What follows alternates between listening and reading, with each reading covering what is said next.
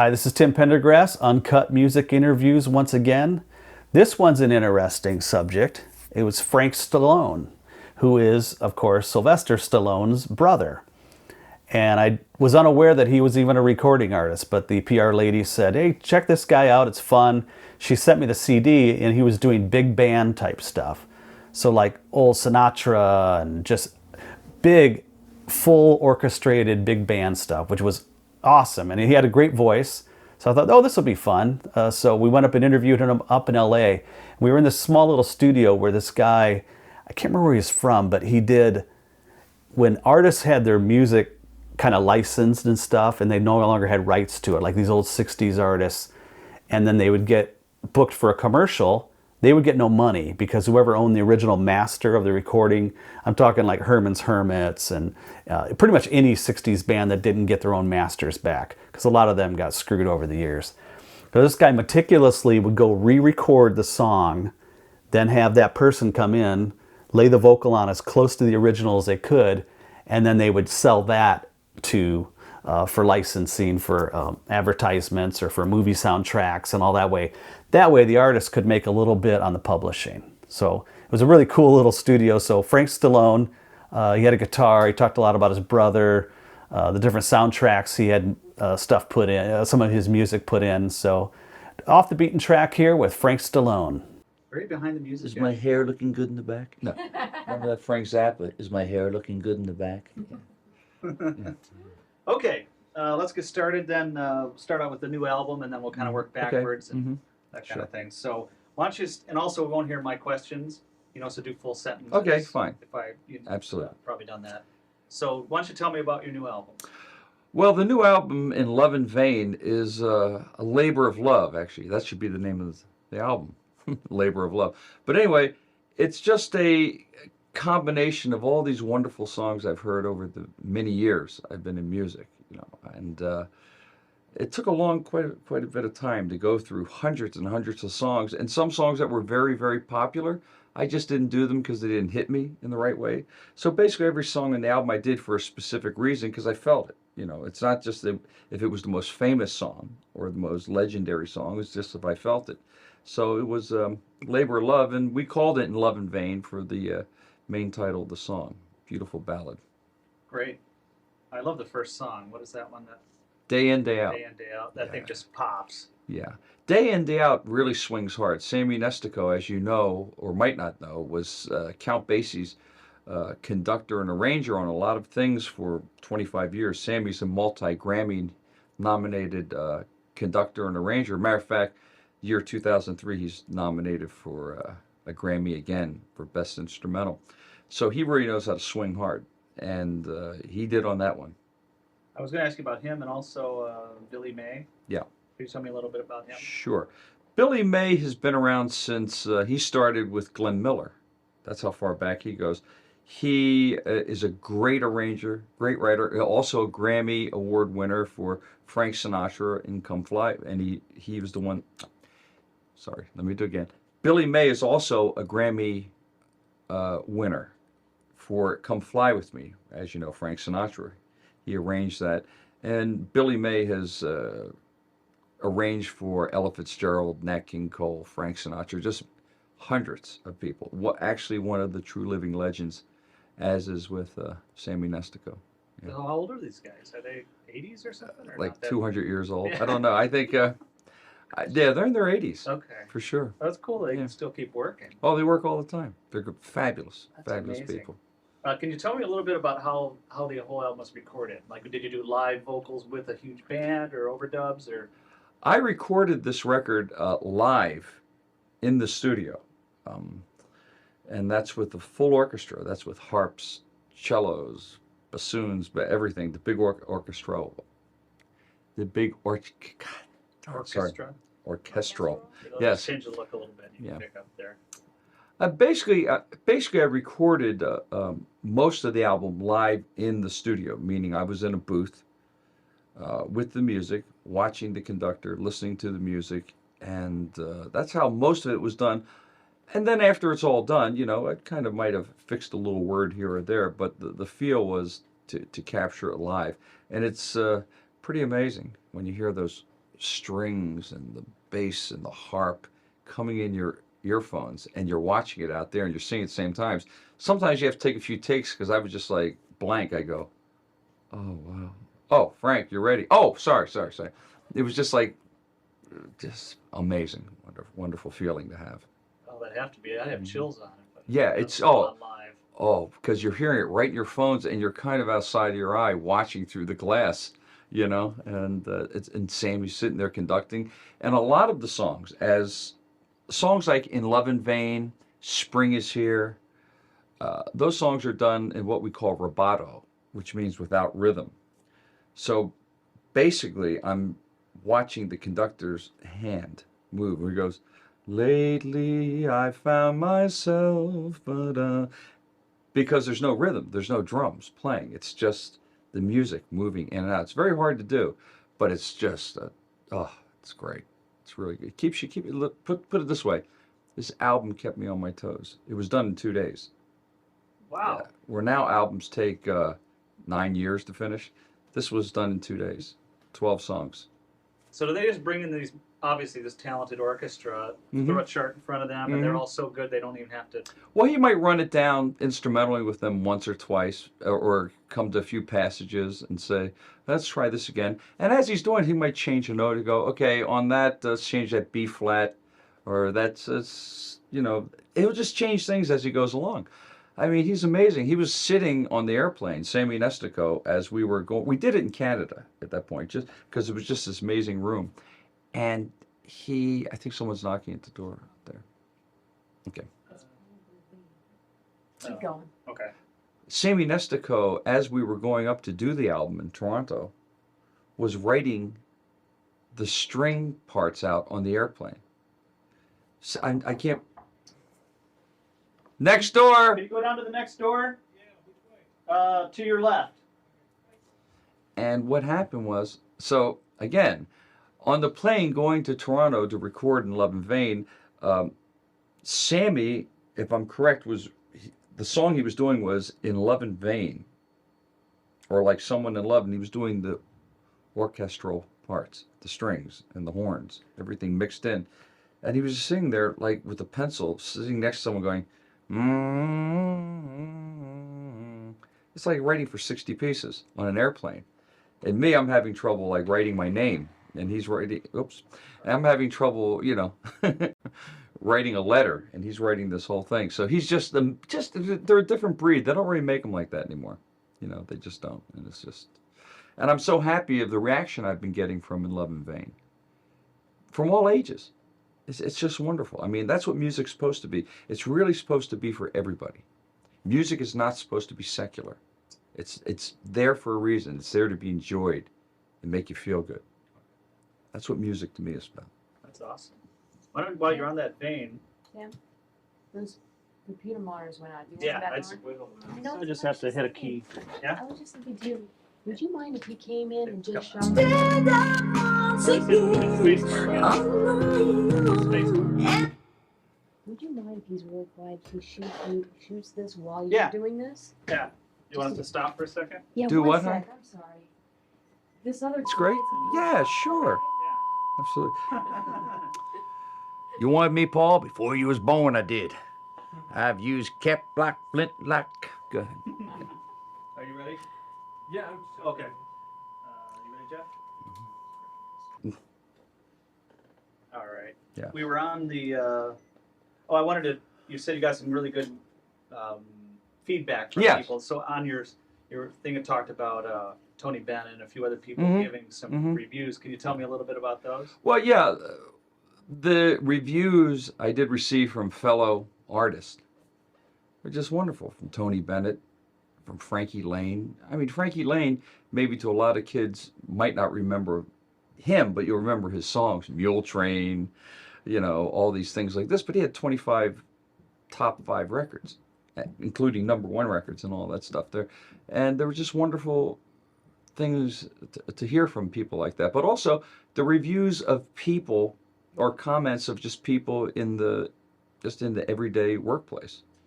We're sending pieces out, and young guys that listen to rap and rock all day, they're listening to it and they're going, wow, I really like this. and then older people, young, all kinds of ages, and that's what's for. I mean, when I grew up in the era of radio when you would have on a radio station in the playlist you have Frank Sinatra, the Rolling Stones, the Beatles, Dean Martin, Ella Fitzgerald, Pink Floyd. I mean, everybody. So really, what you did get Ray Charles, The Temptations. So you would get all kinds of music coming at you at all times, which gave you, I think, a well-balanced feel for music. Again, like I've always said, music is for everybody. It's supposed to be appreciated by everybody, and it is for everybody. I just sing it. I'm not the owner of it. When you buy it, you're the owner of it because you have it in your house. You can do whatever you want with it. So where did you get the idea to do the big band? Has this been churning, or I think there is one you did a while back, or not? Yeah. Well, it's been churning. Yeah, I messed with it. I did a lot of different ones. I mean, the first time I actually did it was in 1977 Can I on start my you over and just brother's movie. say big band? Yeah, In there so okay, we know what yeah. you're talking about. The first time I did big band music was in 1977 in my brother's movie Paradise Alley. I'm in the movie singing on a stage with the big band. But at the same time, I had my rock band out, Valentine, and we were on tour. So he asked me to write some songs for Paradise Alley. So I'm actually performing them in the movie. But I always liked it. I mean, you have to understand, even though I love the Beatles, Stones, everything, but I always liked Nat Cole. I always liked Frank Sinatra, Tony Bennett, because it just didn't hurt they were Italian. But I mean, also liked all that kind of music. And what made it great is that music changes, and I always wanted to stay in the music business. The most important thing about the big band music was, since I was a little kid, I've been singing, and styles changed. And I knew if I stayed in rock and roll, which I love to death, I love writing my own stuff, I love playing guitar, I like all that stuff. But I could, as music changes, be left in the lurch and not be able to work anymore. And music was changing. After Staying Alive happened, music started changing, started getting more hip hop, urban, and really stuff that I really couldn't write. I just don't know how to write, that type of stuff. So I figured, well, I got to find something to get into quick. I'm thinking in my mind.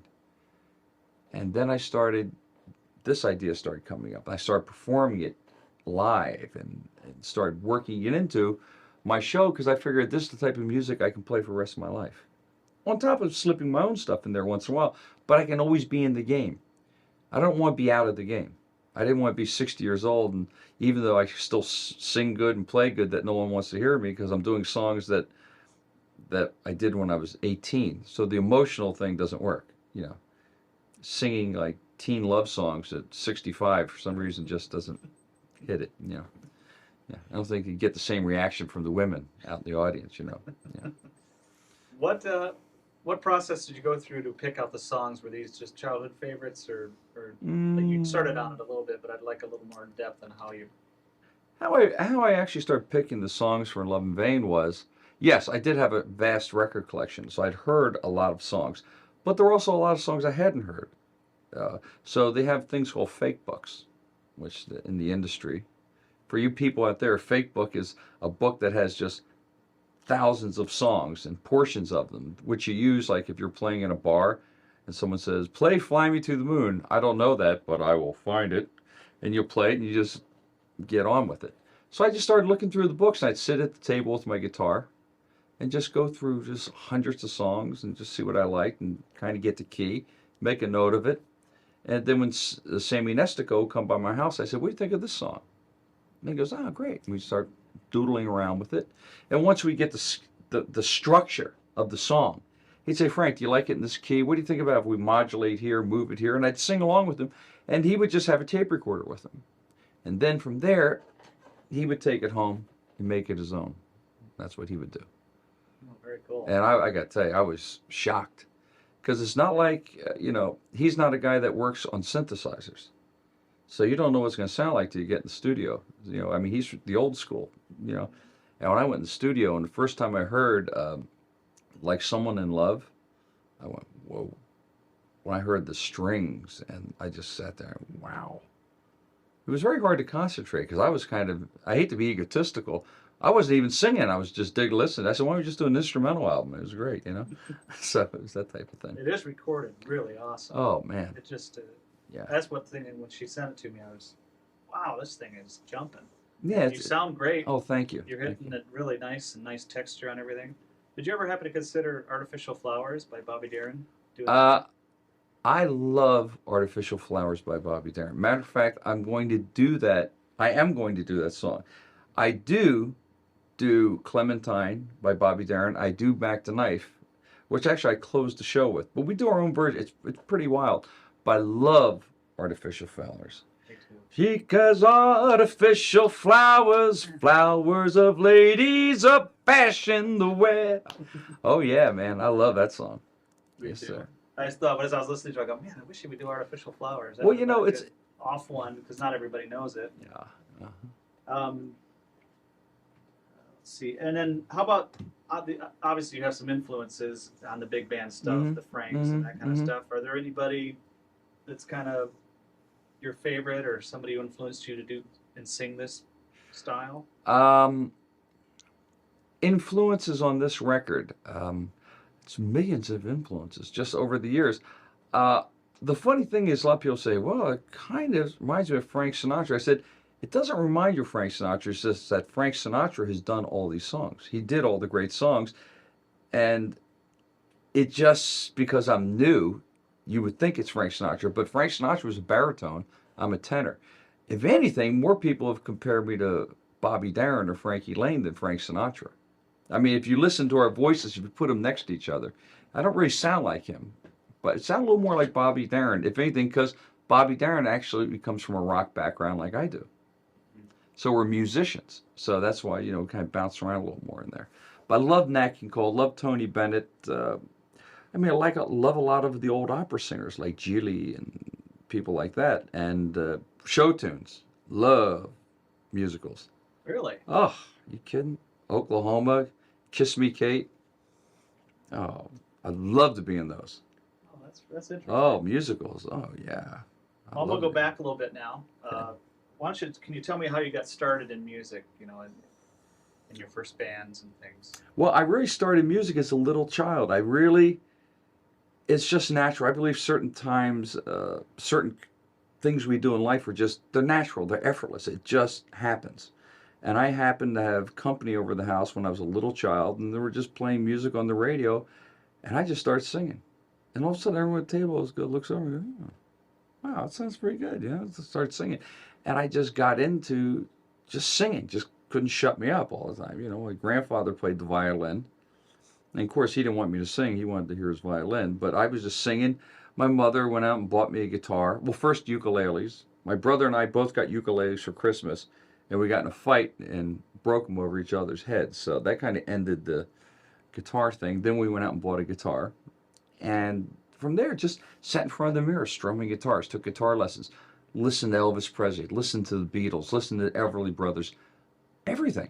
And it was the greatest fantasy trip in the world. Because I said, this is what I'm doing. I never had any diversions. It wasn't like I want to be a fireman, I want to be search and rescue, I want to be a cop. Never. This is what I'm going to do. And I knew it from 6 years old. This is what I'm going to do. Wow. Yeah. Then later on, you had a band called Valentine. Valentine. Yeah. That? Okay. Valentine started in, wow, God, when did it start? Should I give dates out? Does it make me age or what? I mean, all they have to do is Or you can be general. Don't give dates out. Okay. Well, Valentine started when I was in high school. And it was just great. We wrote all our own material, started playing in clubs all the time, doing our own material and, some cover stuff. And just worked, and we got signed to RCA Records. And right before Rocky 1 came out. So how I ended up in Rocky was just, I was the only musician my brother knew. And it was a low budget movie. And he could afford it. It was like $200 we got or something like that. Yeah.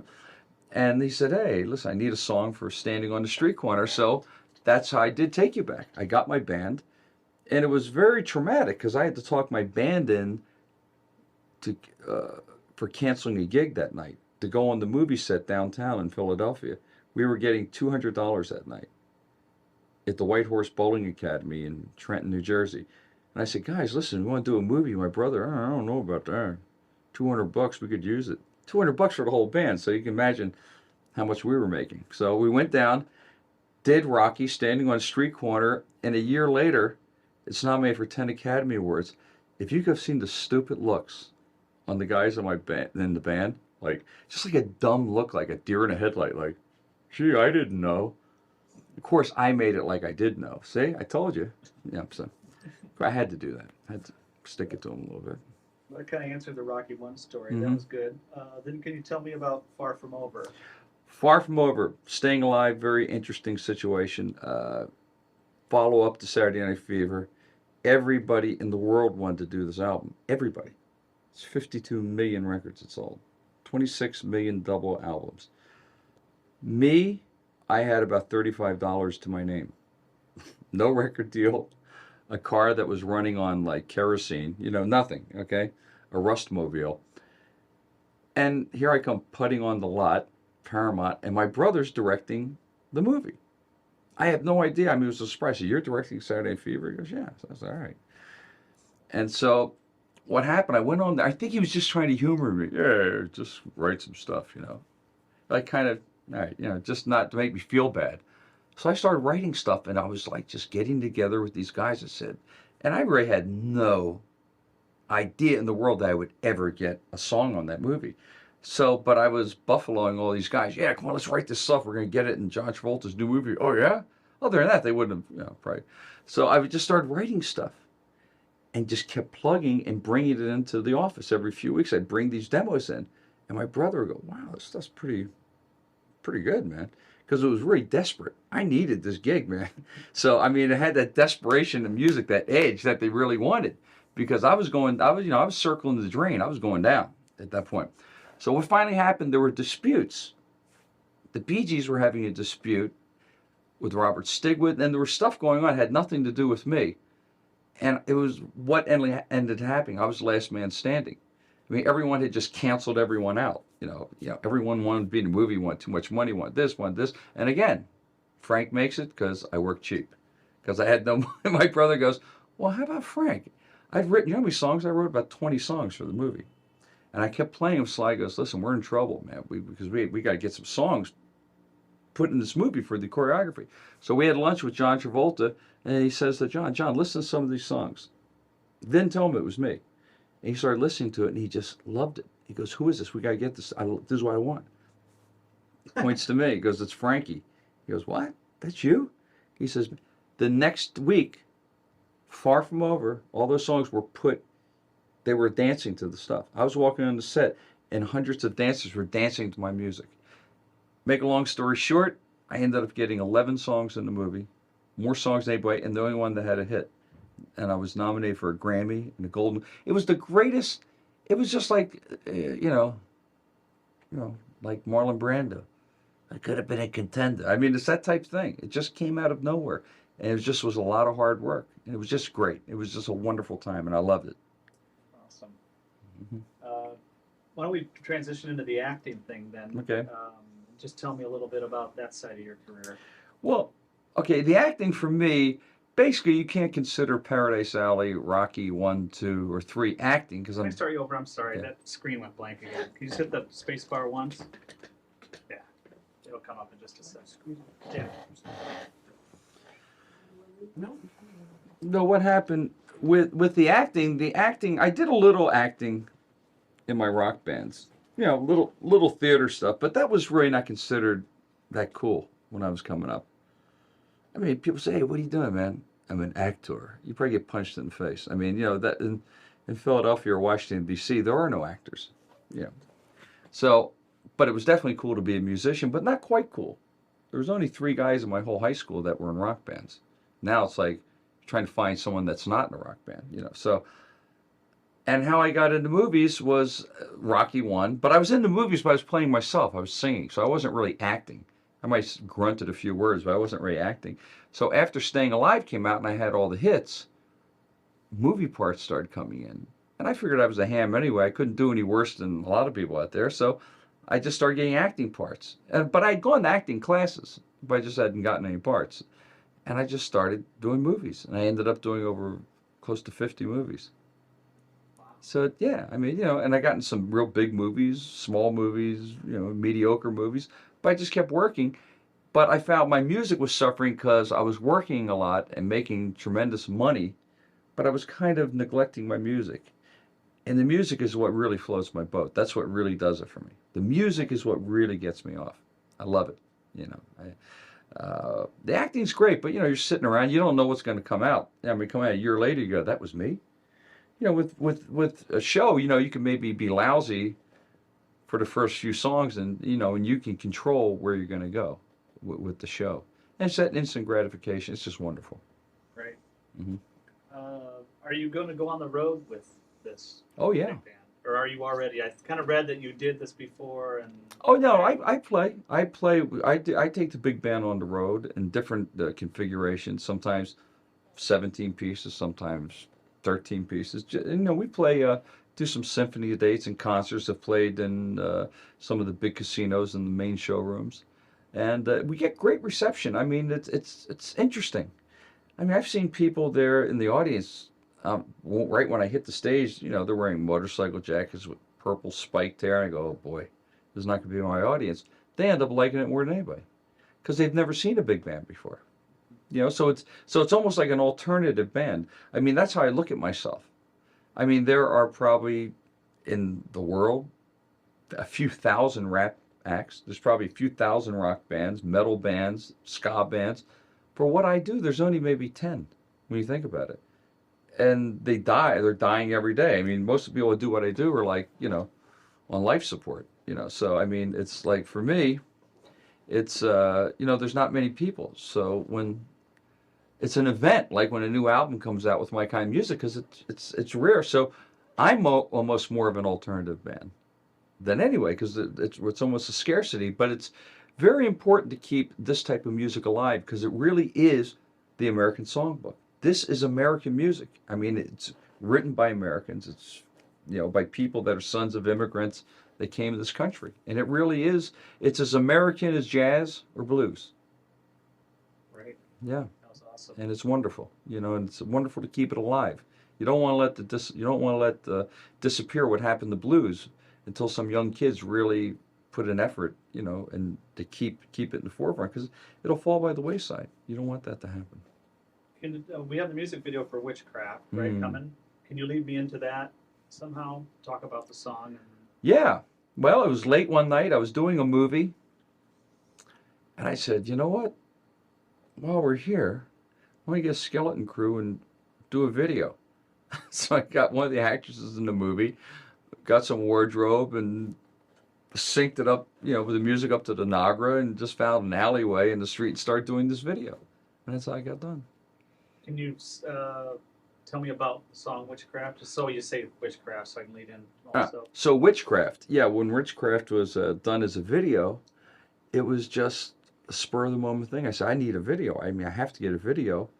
And I was doing a movie, so I had some friends that were just, you know, second unit guys. I said, what are you doing later? So I'll buy you dinner, get a few drinks, and we just went out and did the video. It was great. It was nighttime, just real cold, real dark. It was just wonderful. And, you know, it was just guerrilla video making, music videos. You know, I mean, it was cheap. It was like I could have bought a dinner for as much as it cost. It just ran the camera. And I'm of the basis that everything doesn't have to be expensive in a production. It's very simple. Just go out and do it. You know, it's not that hard. Sinatra was one of the very few guys that really never had an introduction. If you ever saw him live, he just used to walk out. Now you have light shows, pyrotechnics, fireworks, stage blows up. I mean, he would just walk from behind the stage and the music, and he starts singing. You know, I mean, that's what I love about it. That's what I love about it. I mean, if you look at Judy Garland, if you look at these people that are really, will go down in history, Ray Charles, very simple. They are the show.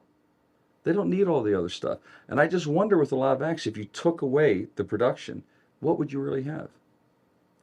And you look at Judy Garland on her specials, all she has is her and a microphone. And that's it. And she covers the screen. You wonder with a lot of acts, if they didn't have all that stuff, what would it be like? See, I don't have the luxury of that. So I have to rely on myself and the music and the musicians. And it's great. It's fun. I love it. I like being a little bit of the underdog like that coming out. It's quite a bit of fun. So what does the future hold for you as far as after this album? The future will be whatever. The future for me after In Love in Vain is digested by the world and the public will be, that's basically up to the public what they think. That they're the jury. I mean, I'm just a guy doing what I do, and the public tells you what they want. If they want more, if they want less, if they don't want any. But I mean, I always keep working. I always go out there, keep plugging. But this is, I am at the mercy of the public, and hopefully, you do the best job you can, and they'll like it. I mean, I think there's room for everything. I think there's room for all kinds of music out there. I mean, it's not just like one thing. I mean, there are people out there that like big band. They like American Songbook.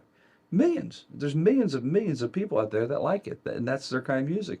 And as people get a little older, their tastes change. It's just normal. It's like when you were a kid, you couldn't believe your parents were listening to certain music. God, they get all emotional and stuff. But then all of a sudden you get older, you say, okay. Because when you're 13 years old, you haven't gone through those things, so you can't relate to it. So I remember when I was a kid, my parents go, what do you listen to? What is that stuff? No matter what group I had, my parents always called it you're in that combo. I said, no, that's not combo. That's for like cocktail bands, but that's what it was. But my parents were fun. I used to set the equipment up in our front room. I mean, can you imagine? Like a rock band practicing in your parents' front room? Until my father came home, then we were actually out in the garage. I swear, that is a thing now that's called garage bands, but actually, that's where we practiced. Finally, we got thrown out of everyone's house. We got stuck in the garage. So we figure on Friday night, we'd be practicing, just 4 pieces, little equipment, and we'd open the garage doors summertime, and just all the neighbors would come by and just watch us practice. It's great. I wouldn't change any of it. Those actually are more fun than making it. The getting there is more fun than making it because it's still innocent. It's not big business. I mean, you don't even get your own mail at that point. You're a teenager. You don't have an address. You have no bills. So all you have to do is just sit around and, be a kid and play guitar and sing and have dreams and all that stuff. It's when the corporate stuff gets in, it's